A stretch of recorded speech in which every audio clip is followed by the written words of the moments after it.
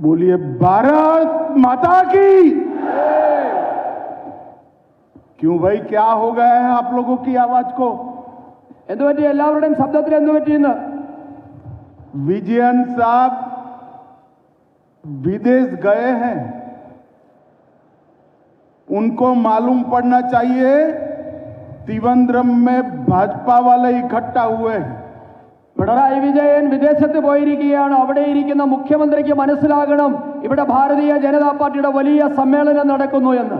दोनों हाथ उठाइए जरा, രണ്ട് കൈയും എല്ലാവരും ഉയർത്തിപ്പിടിക്കുക. विकसित केरलम के संकल्प की मुट्ठी भींचिए വികസിത കേരളത്തെ മനസ്സിൽ സങ്കല്പിച്ചുകൊണ്ട് और प्रचंड आवाज से बोलिए भारत माता की ജയ്, भारत माता की ജയ്, भारत माता की। ജയ്. मंच पर उपस्थित केरल भारतीय जनता पार्टी के अध्यक्ष श्रीमान राजीव चंद्रशेखर जी,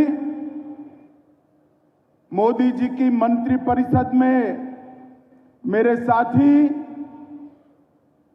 श्री जॉर्ज कुरियन जी,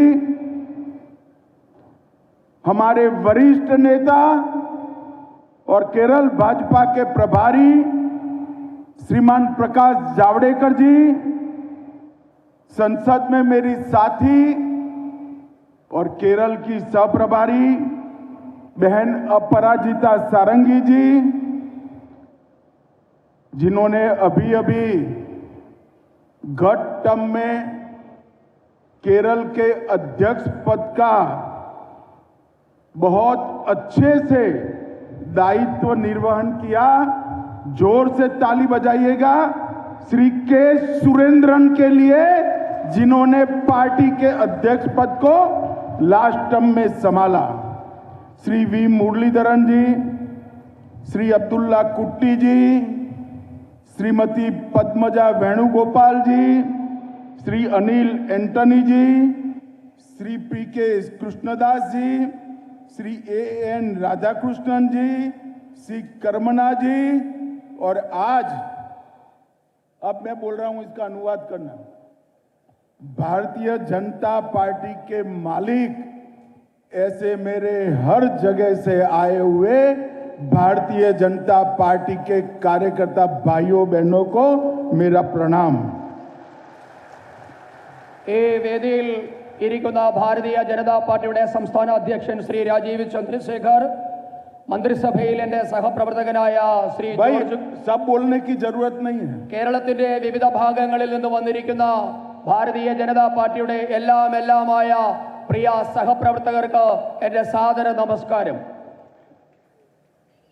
सबसे पहले मैं महान मलयाली भाषा में बोल नहीं पाता हूं, इसलिए आप सबसे क्षमा मांगकर मेरी बात की शुरुआत करता हूं। മലയാളത്തിൽ സുന്ദരമായ മലയാളത്തിൽ നിങ്ങളോട് സംസാരിക്കാൻ സാധിക്കാത്തതിൽ നിങ്ങളോട് എല്ലാവരോടും ഞാൻ ക്ഷമ ചോദിക്കുകയാണ്. भाइयों बहनों, मैं सबसे पहले श्री मन्नत पद्मनाभन जी की इस भूमि को, नारायण गुरु की ये भूमि को, महात्मा अय्यन काली की भूमि को और पंडित करुप्पन की भूमि को प्रणाम कर कर मेरी बात की शुरुआत करना चाहता हूं। ആദ്യമായി ഈ നാടിന്റെ മഹാനായ പുത്രൻ ശ്രീമാൻ മന്നത്ത് പത്മനാഭൻ, ശ്രീനാരായണ ഗുരുദേവൻ, മഹാത്മാ അയ്യൻകാളി, പണ്ഡിറ്റ് കറുപ്പൻ എന്നീ മഹാന്മാർക്ക് ജന്മം നൽകിയ ഈ നാടിനെ ഞാൻ ആദ്യമായി വണങ്ങുന്നു. यही भूमि है जहां आदि शंकर का जन्म हुआ।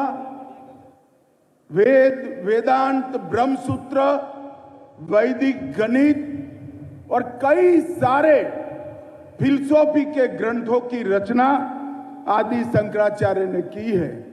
आज मैं मनपूर्वक आदि शंकराचार्य की महान आत्मा को प्रणाम कर कर मेरी बात की शुरुआत करता हूं। വേദാന്തങ്ങൾക്ക് ഭാഷ്യം രചിച്ച, ബ്രഹ്മസൂത്രത്തിന് ഭാഷ്യം രചിച്ച, ഭഗവത്ഗീതയ്ക്ക് ഭാഷ്യം രചിച്ച ആദിശങ്കരൻ പിറന്ന ഈ നാടിനെ ഞാൻ ആദ്യമായി പ്രണമിച്ചുകൊണ്ട്, ആദിശങ്കരന്റെ പാതാരവിന്ദങ്ങളിൽ നമിച്ചുകൊണ്ട് എൻ്റെ പ്രസംഗം ആരംഭിക്കുകയാണ്. और अभी अभी थोड़े समय पहले मैं केरल प्रदेश भारतीय जनता पार्टी के भव्य कार्यालय का उद्घाटन कर आया हूं। जब मैं उद्घाटन का दीप प्रज्वलन कर रहा था तब मेरे मन में वो सैकड़ों बलिदानी कार्यकर्ताओं का याद आता था जिन्होंने अपनी जान देकर हमारी विचारधारा और हमारी पार्टी के लिए अपना सर्वोच्च बलिदान दिया है। उनको भी मैं प्रणाम करना चाहता हूं। അല്പസമയം മുൻപാണ് ഭാരതീയ ജനതാ പാർട്ടിയുടെ അതിസുന്ദരമായ സംസ്ഥാന ആസ്ഥാനം ഞാൻ ഉദ്ഘാടനം ചെയ്തത്. അത് ഉദ്ഘാടനം ചെയ്യുമ്പോൾ എൻ്റെ മനസ്സിലേക്ക് ഓടി വന്നത് ഈ പ്രസ്ഥാനത്തിന് വേണ്ടി, ഈ ആദർശത്തെ ഈ മണ്ണിൽ ഉറപ്പിച്ചു നിർത്തുന്നതിന് വേണ്ടി ജീവൻ കൊടുത്ത നൂറുകണക്കിന് ധീര ബലിദാനികളുടെ മുഖങ്ങളാണ് എൻ്റെ മനസ്സിലേക്ക് ഓടി വന്നത്. അവർക്കെല്ലാവർക്കും ഞാൻ എൻ്റെ പ്രണാമം അർപ്പിക്കുന്നു. मैं 12 साल से केरल आ रहा हूं।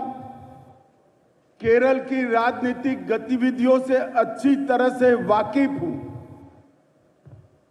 भाई, ഞാൻ കഴിഞ്ഞ 10-15 വർഷമായി കേരളത്തിൽ വന്ന് കേരളത്തിന്റെ രാഷ്ട്രീയത്തെ വളരെ നന്നായി മനസ്സിലാക്കിയിട്ടുണ്ട്. अन्य दलों की जितनी जनसभा होती है इतना बड़ा कार्यकर्ता सम्मेलन भारतीय जनता पार्टी ने किया है। वो केरल में भारतीय जनता पार्टी के भविष्य का परिचायक है। കേരളത്തിൽ ഇത്രയും വലിയ സമ്മേളനം, ഇത്രയും സാധാരണ മനുഷ്യർ പങ്കെടുക്കുന്ന ഒരു സമ്മേളനം നടത്തുന്നത് ഭാരതീയ ജനതാ പാർട്ടിയാണ്. ഈ സമ്മേളനം കാണുമ്പോൾ എനിക്ക് ഉറപ്പാണ് കേരളത്തിൽ ഭാരതീയ ജനതാ പാർട്ടിയുടെ ഭാവി ശോഭനമാണ്, കരുത്തുറ്റതാണ്. आज केरल भारतीय जनता पार्टी के कार्यालय का उद्घाटन हुआ है। मैं केरल के प्रदेश अध्यक्ष जी को धन्यवाद करता हूं कि इन्होंने मुझे मौका दिया। इस कार्यालय का भूमि पूजन भी मैंने किया था और उद्घाटन भी मैंने किया है। ഇന്ന് ഭാരതീയ ജനതാ പാർട്ടിയുടെ കാര്യാലയത്തിന്റെ ഉദ്ഘാടനം നടന്നിരിക്കുകയാണ്. ഞാൻ പാർട്ടിയുടെ സംസ്ഥാന അധ്യക്ഷനോട് അതിനൊരു അവസരം തന്നതിന് നന്ദി പറയുകയാണ്. ഉദ്ഘാടനം മാത്രമല്ല, അതിന്റെ ഭൂമി പൂജ നടത്താനുള്ള അവസരവും എനിക്ക് തന്നെയാണ് കിട്ടിയത്. और आज मैं प्रभु पद्मनाभ जी के चरणों में प्रार्थना करता हूं कि नूतन कार्यालय केरल में एनडीए की सरकार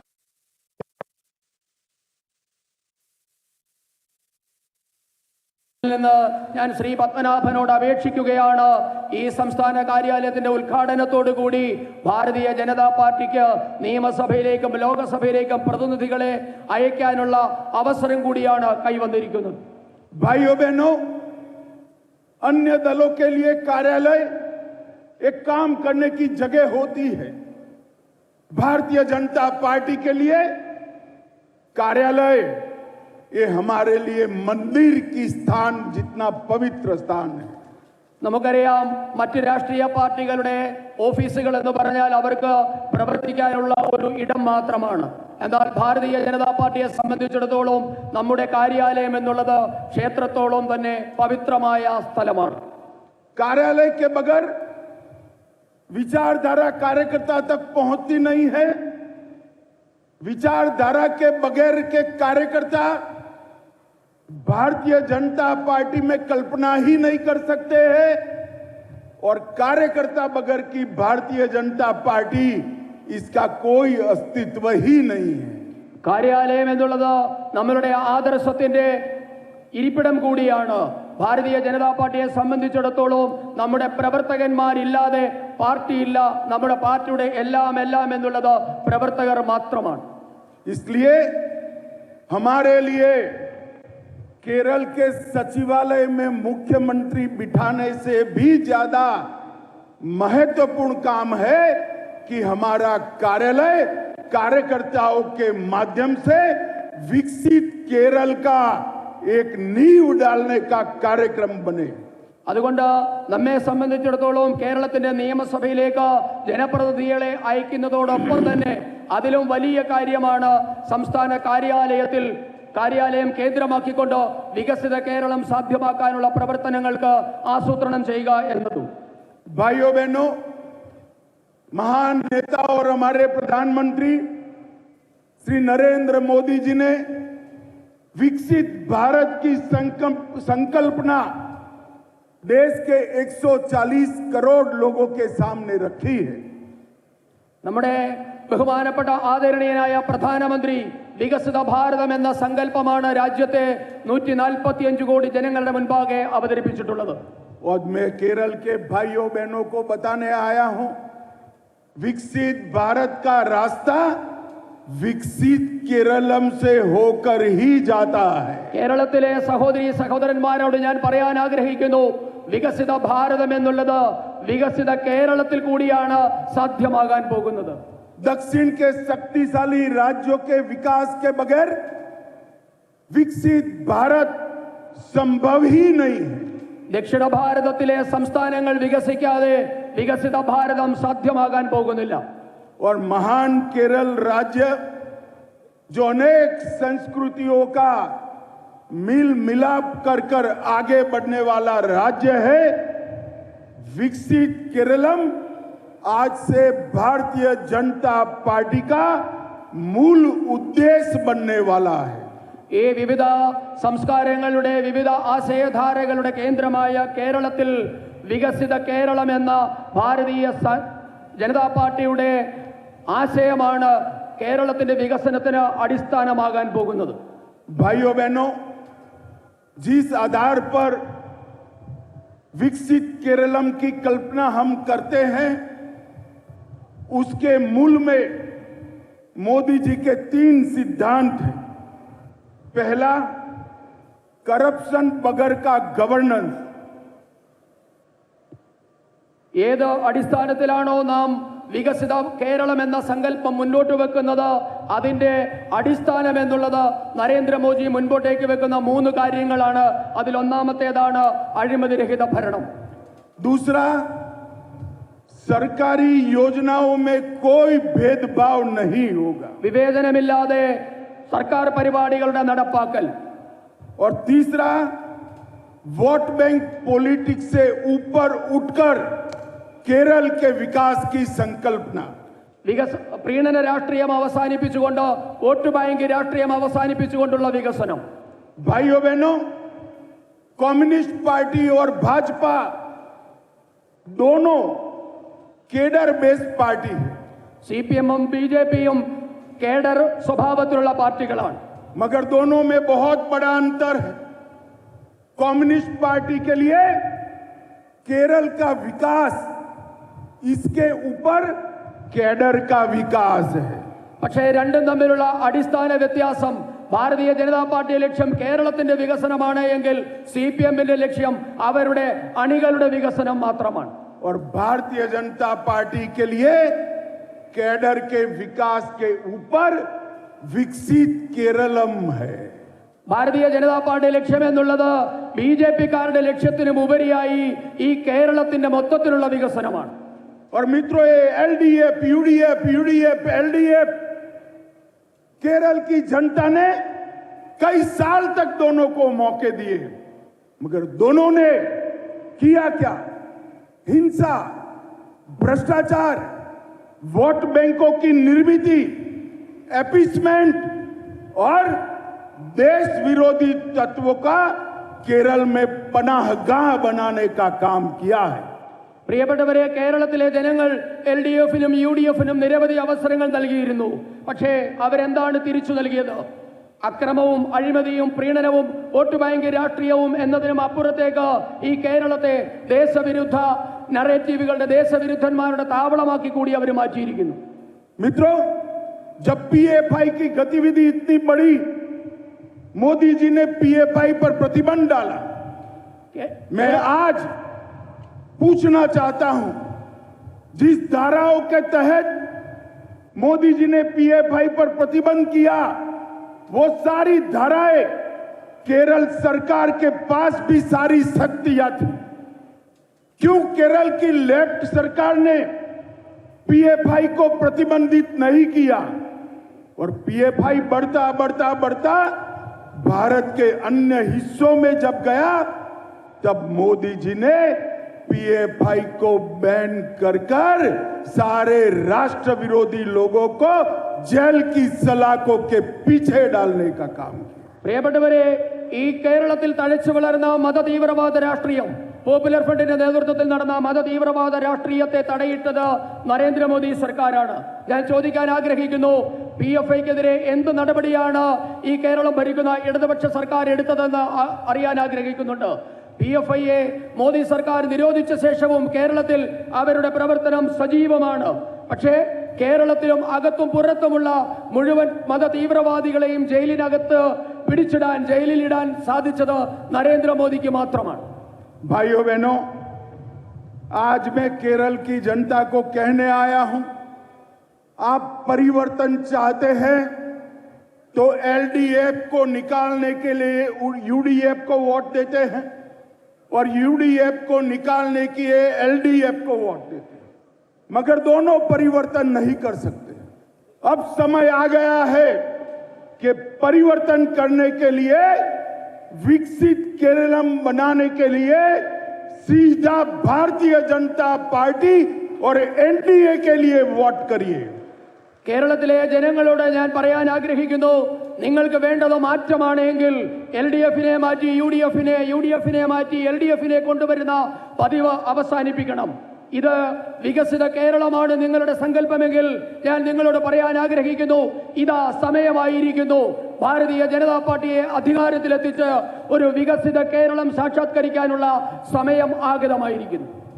अभी अभी कम्युनिस्ट नेता एक कांग्रेस में कह रहे थे कि भाजपा उत्तर भारत की पार्टी, उनको मालूम नहीं है असम में हमारी सरकार है, त्रिपुरा में लेफ्ट को हटाकर हमने सरकार बनाई है, ओडिशा में हमने सरकार बनाई है, तेलंगाना में हम सबसे बड़ी पार्टी बने हैं लोकसभा के चुनाव में, और तमिलनाडु में सरकार बनाने जा रहे हैं.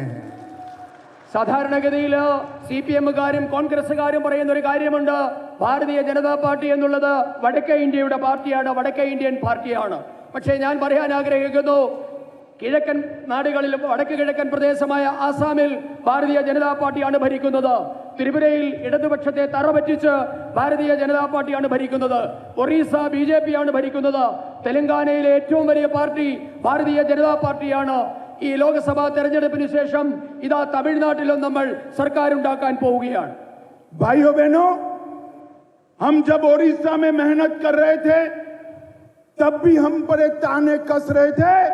ओडिशा में आज भारतीय जनता पार्टी की सरकार बन चुकी है. ഒറീസയിൽ നമ്മൾ പരിശ്രമിച്ചപ്പോൾ എല്ലാവരും നമ്മളെ പരിഹസിച്ചു. പക്ഷേ ഇന്ന് ഒറീസയിൽ ഭാരതീയ ജനതാ പാർട്ടി സർക്കാർ ഉണ്ടാക്കിയിരിക്കുന്നു. आसाम में भी हमें ताने कसे जाते थे.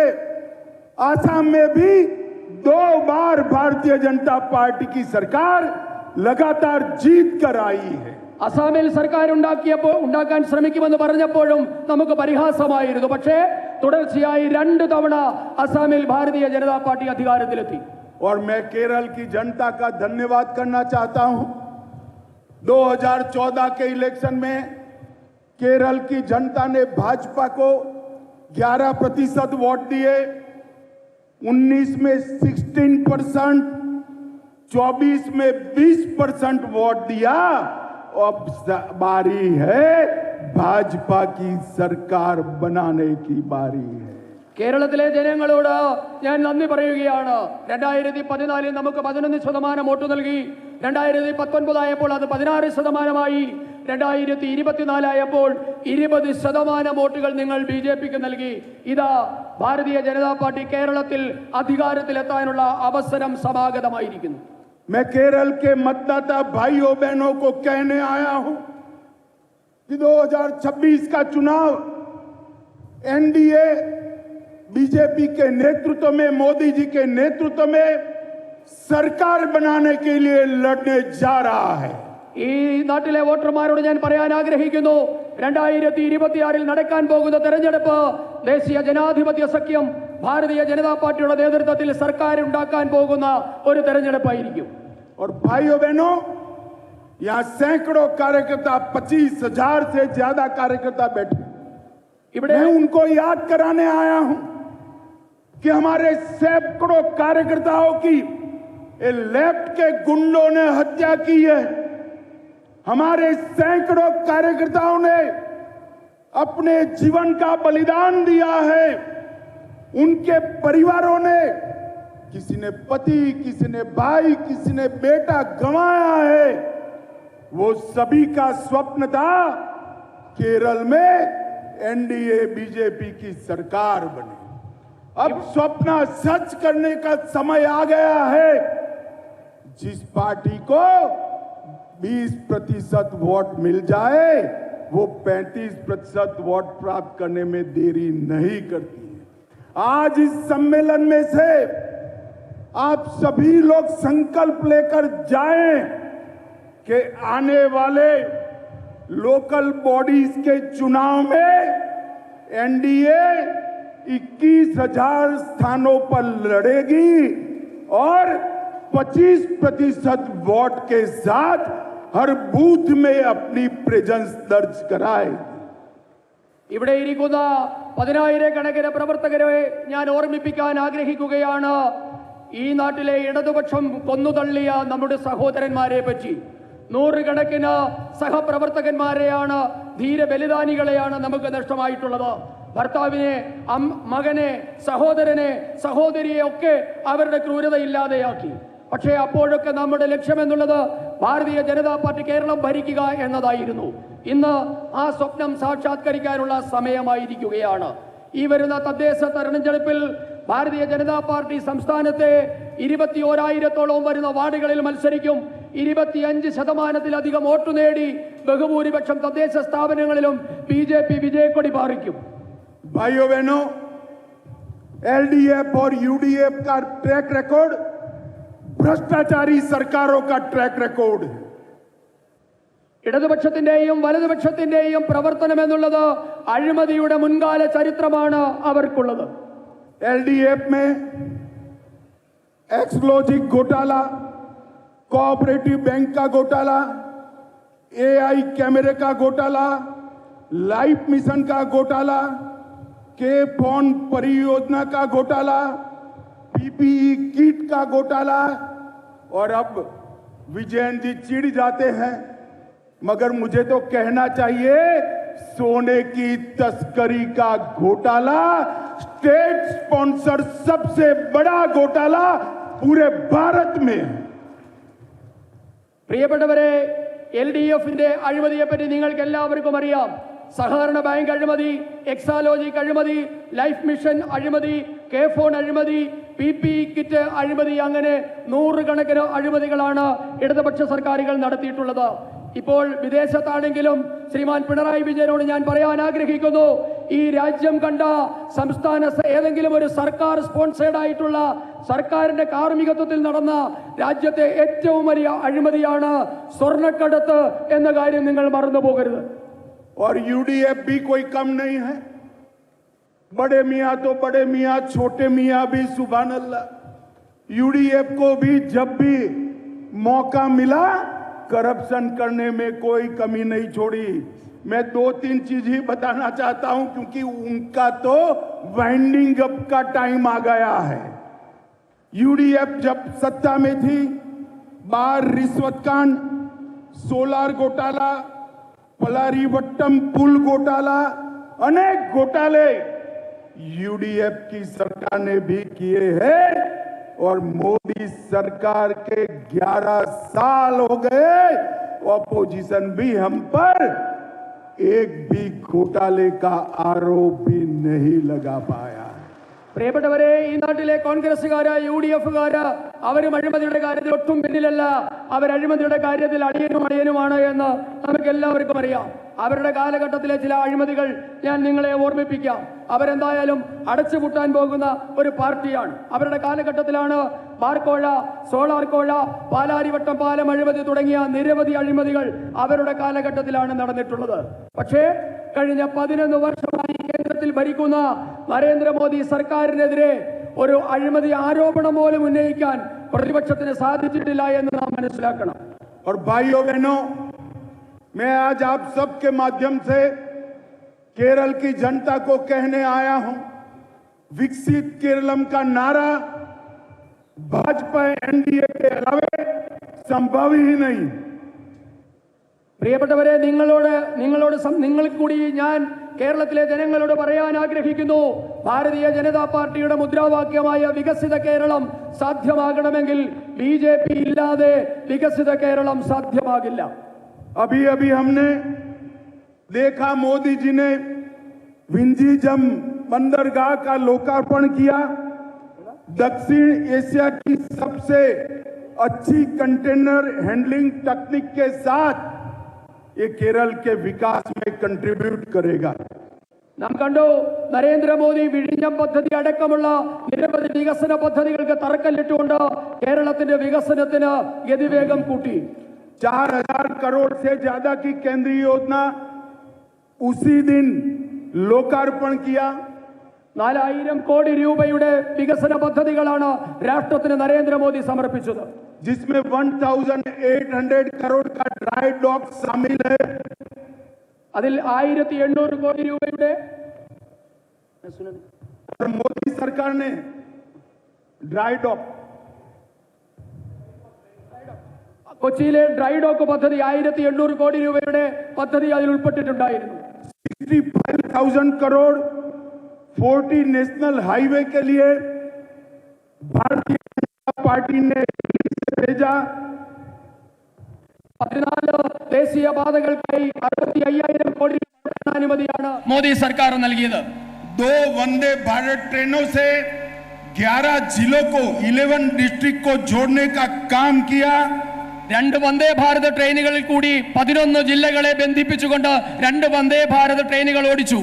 और 2004 में केरल का रेलवे के लिए बजट सिर्फ 372 करोड़ था, उसको बढ़ाकर 3700 करोड़ करने का काम नरेंद्र मोदी जी ने किया है।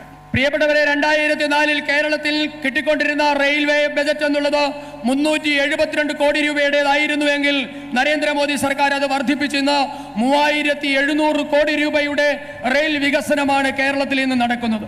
इसके अलावे 3000 करोड़ 100% इलेक्ट्रिफिकेशन रेलवे का इसके लिए हमने किया। 100% റെയിൽ ലൈനുകൾ വൈദ്യുതീകരിക്കുന്നതിന് 3000 കോടി രൂപ ഇത് കൂടാതെ അനുവദിച്ചിട്ടുണ്ട്. बहुत लंबी सूची है। कांग्रेस सरकार से अनेक गुना पैसा नरेंद्र मोदी जी ने केरल के विकास के लिए भेजा है।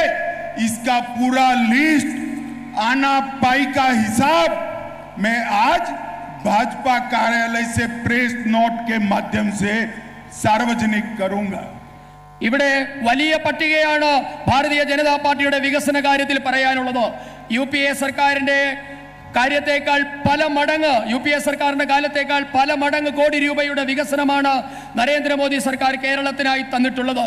ഇതിന്റെ അണ പൈസ മുറിയാതെയുള്ള കണക്ക്, കൃത്യമായ കണക്ക് ഇന്ന് ഭാരതീയ ജനതാ പാർട്ടിയുടെ ഓഫീസ് വഴി നിങ്ങൾക്ക് എല്ലാവർക്കും എത്തിച്ചു തരുന്നതാണ്. भाइयों बहनों, इस सब के साथ साथ मोदी जी ने सालों से पेंडिंग देश के कई उलझे हुए सवालों का जवाब लाने का काम किया है। ഇതിനോടൊപ്പം തന്നെ ഈ രാജ്യത്ത് മുടങ്ങിക്കിടന്ന നിരവധി പദ്ധതികൾക്ക് നരേന്ദ്രമോദി സർക്കാർ ജീവൻ നൽകി. मुझे जरा हाँ ना में जवाब दीजिएगा। നിങ്ങൾ അതെ അല്ലെങ്കിൽ അല്ല എന്ന് ഉത്തരം പറയണം.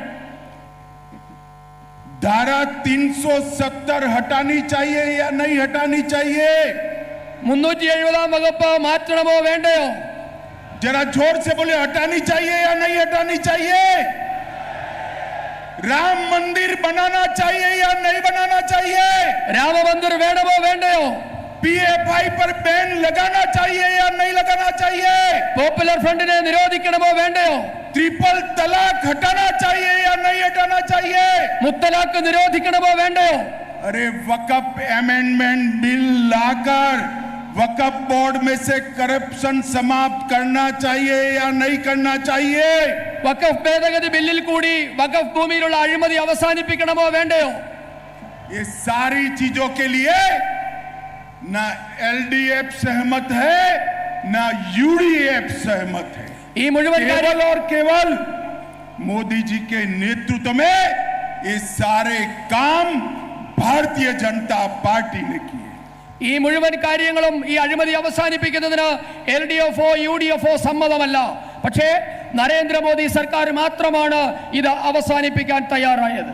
मोदी जी ने देश के 60 करोड़ गरीबों को घर, बिजली, पानी, 5 लाख तक का इंश्योरेंस, 5 किलो अनाज और कई सारी सुविधाएं ये 11 साल में देने का काम किया है। ഈ രാജ്യത്തെ 70 കോടി വരുന്ന പാവപ്പെട്ടവർക്ക് കഴിഞ്ഞ 11 വർഷമായി നരേന്ദ്രമോദി സർക്കാർ സൗജന്യമായി വൈദ്യുതിയും വെള്ളവും വീടും എത്തിച്ചു. 5 ലക്ഷം രൂപയുടെ സൗജന്യ ആരോഗ്യ ഇൻഷുറൻസ് നൽകി. 5 കിലോ വീതം സൗജന്യമായ റേഷനും കഴിഞ്ഞ 10 വർഷമായി നമുക്ക് കിട്ടുന്നുണ്ട്. भाइयों बहनों, मोदी जी ने हमारे देश की इकोनॉमी को 11th प्लेस से 4th प्लेस पर ले जाने का काम किया है। 11ാമത്തെ സ്ഥാനമുണ്ടായിരുന്ന നമ്മുടെ രാജ്യത്തിന്റെ സമ്പദ് വ്യവസ്ഥയെ ഇന്ന് 4ാമത്തെ സ്ഥാനത്തേക്ക് നരേന്ദ്രമോദി സർക്കാർ കൊണ്ടുവന്നു. और सबसे बड़ा काम किया है, मोदी जी ने भारत को सुरक्षित बनाने का काम किया है। ഏറ്റവും വലിയ കാര്യം എന്നുള്ളത് ഭാരതത്തിനെ സുരക്ഷിതമായ ഒരു രാഷ്ട്രമാക്കി നരേന്ദ്രമോദി മാറ്റി എന്നുള്ളതാണ്. मैं आज फिर से यहां कहकर जाता हूं, 31 मार्च 2026 को पूरा देश नक्सलिज्म से मुक्त हो जाएगा। ഞാൻ നിങ്ങളോട് പറയാൻ ആഗ്രഹിക്കുന്നു, 2026 മാർച്ച് ആയപ്പോഴേക്കും രാജ്യം നക്സലിസത്തിൽ നിന്ന് മോചിതമായിരിക്കുന്നു.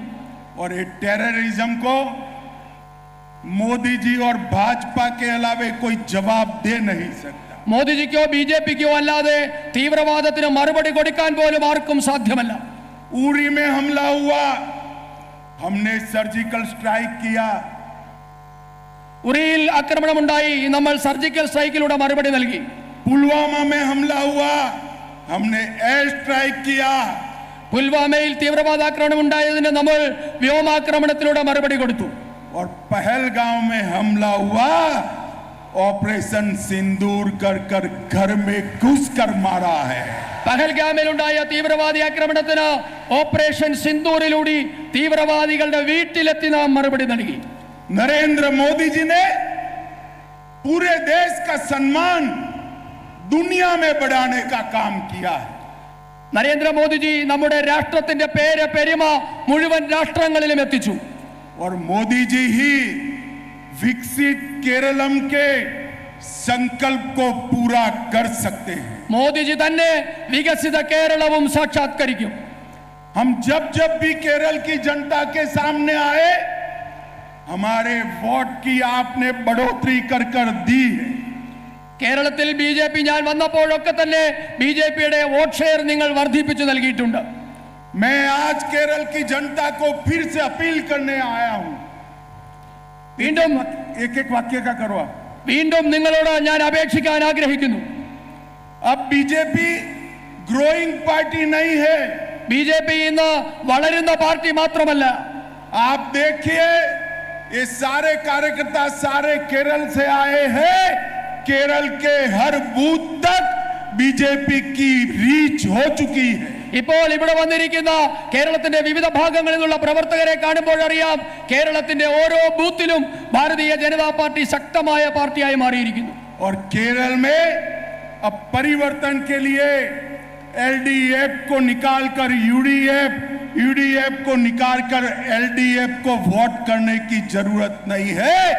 सच्चा परिवर्तन करना है तो एनडीए को वोट दीजिए, वो ही विकसित केरलम बना सकते हैं। കേരളത്തിന്റെ യഥാർത്ഥ മാറ്റത്തിന് കേരളം വികസിക്കണമെങ്കിൽ ഇടതുപക്ഷത്തെ മാറ്റി വലതുപക്ഷത്തെ മാറ്റി ഇടതുപക്ഷത്തെ കൊണ്ടുവരികയല്ല വേണ്ടത്.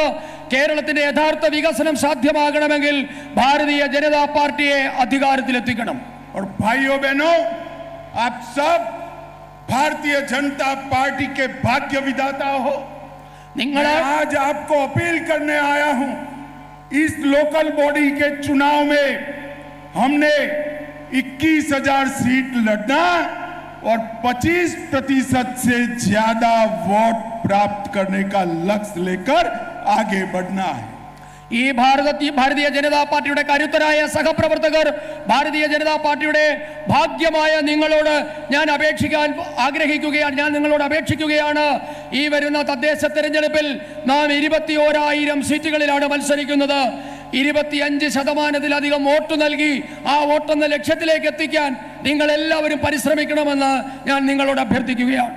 मुझे बताइए, आज से लेकर नवंबर तक का पूरा टाइम विकसित केरलम के लिए भाजपा को समर्पित करेंगे क्या? ഇന്നു മുതൽ നവംബർ വരെയുള്ള സമയം വികസിത കേരളം എന്ന BJP ലക്ഷ്യത്തിനു വേണ്ടി സമർപ്പിക്കാൻ തയ്യാറുണ്ടോ? अरे जोर से बोलो, करेंगे? ചെയ്യില്ലേ? एनडीए को मजबूत करेंगे? NDA ശക്തിപ്പെടുത്തില്ലേ? 21,000 सीट दमखम के साथ लड़ेंगे? 21,000 സീറ്റിൽ മത്സരിക്കില്ലേ? 25% से वोट शेयर बढ़ाएंगे? 25% വോട്ട് तो കിട്ടില്ലേ? मेरे साथ दोनों हाथ उठाइए, രണ്ട് കൈകളും നീട്ടി ഉറക്കെ പറയൂ, विजय के संकल्प की मुट्ठी बींचिए और प्रचंड आवाज से बोलिए, भारत माता की ജയ്, भारत माता की ജയ്, भारत माता की ജയ്, वंदे മാതരം, वंदे മാതരം, वंदे മാതരം.